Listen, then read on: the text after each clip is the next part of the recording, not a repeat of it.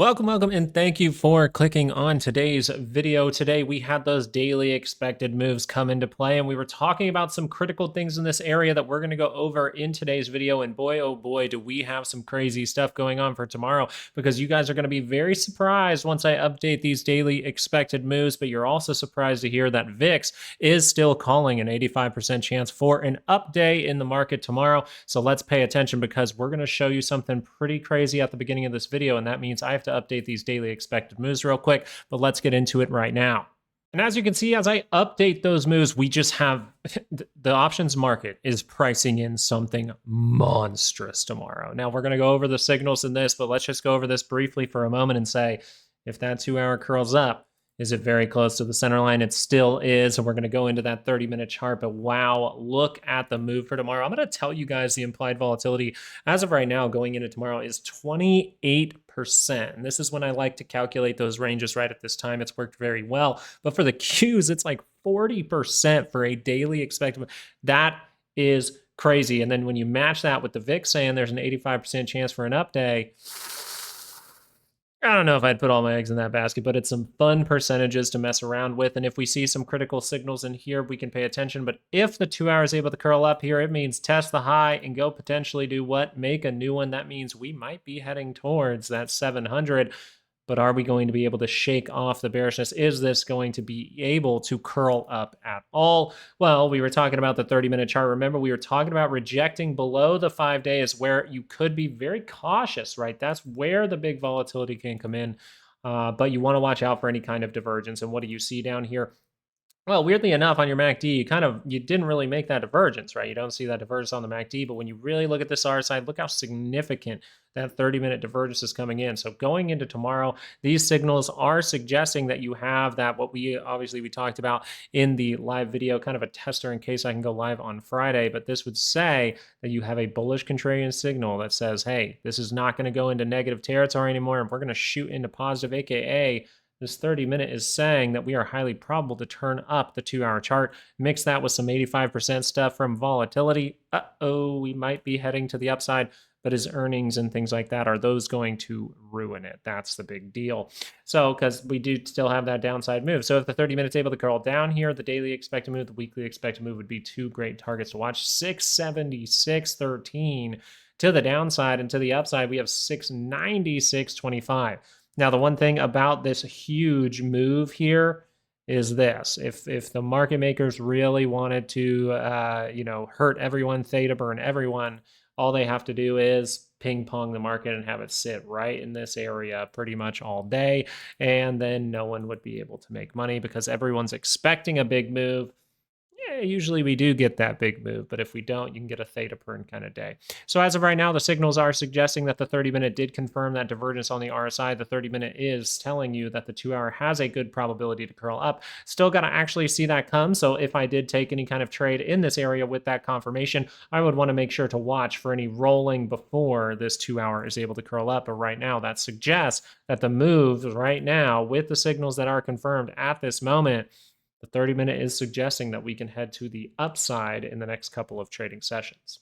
But are we seeing a similar thing from the Qs? Do we maybe have more time to spend down here? Can we make a triple divergence, anything like that? Well, let's get you some daily expected moves first, already coming into the weekly expected move. So as you get to this level, adding short positions is difficult on a weekly basis. I will say that.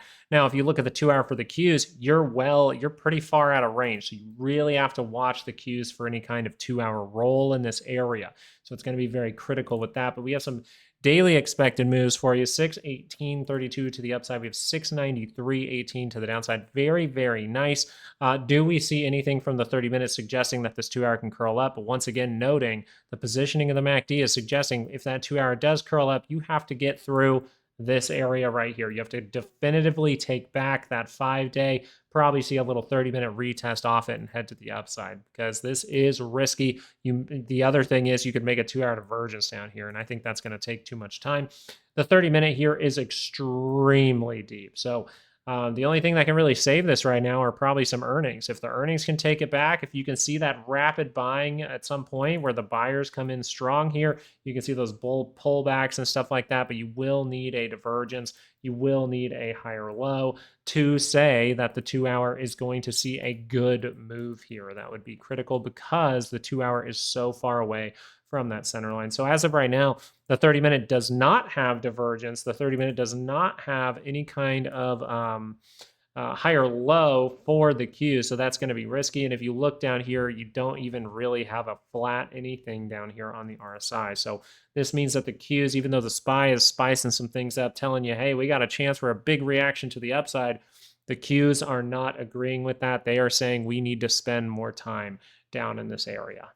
Now, this is a signal that we were watching, right? We were talking about this during the little live show today. We might do another one on Friday. We were talking about the potential to make a divergence here, and we even said, be patient. They like to leak these things out till the end of the day. Now, we did see a really strong move here that actually was able to close the bars up here, causing this to extend. So as this still has some room here, you want to watch for any kind of third curl up, anything like this, because that's when you want to be risk off again, right? That would be a risky moment. You want to see a lower high again, maybe, or a divergence, but you do have that form of divergence now. So SPY and volatility are both saying with this kind of flat divergence here from volatility, right? Kind of a bunch of wonky divergences here for volatility. Says the 2-hour can curl down here. This is suggesting that we can start to squeeze in the next couple of trading sessions. So this will be very interesting. But the most interesting thing about volatility is, yes, the 30-minute signals, but also the fact that tomorrow we will have still that 85% chance for an up day. And I think when you mix that with the fact that implied volatility is so high, things get really risky of seeing some kind of turnaround when everyone was thinking stock market crash. So we see some post market going to the upside, but what's the important thing to keep in mind for this video? It's still the same thing as yesterday. If the 2-hour for the SPY is able to curl up, it is suggesting we're going to test that high, go make a new one. Yes, we will pay attention to rolling at those good sellers. But right now, the 30-minute is suggesting with the divergence on the RSI, very significant, that we can turn up that 2-hour chart and we can take back this 5-day moving average. So we'll continue to monitor this throughout the week. But as of right now, you do have somewhat of a signal, even though the Qs are saying we need to spend a little bit more time down here. It is shaping up that the SPY and volatility is suggesting that an upward move for the 2-hour is coming, and we will look for failure, and hopefully I can post that to Patreon if I do have time and I do see it. Thank you guys so much for watching this video. Really appreciate it. The link to get that course is down in the description. We're leaving it up this week so we can do a little question session about it on Friday if you'd like to join us for a live video. But other than that, I really do hope you have a good night, and I hope you spend it with family or spend it doing something nice for yourself and not staring at charts all night long. Have a good one, guys. Peace out.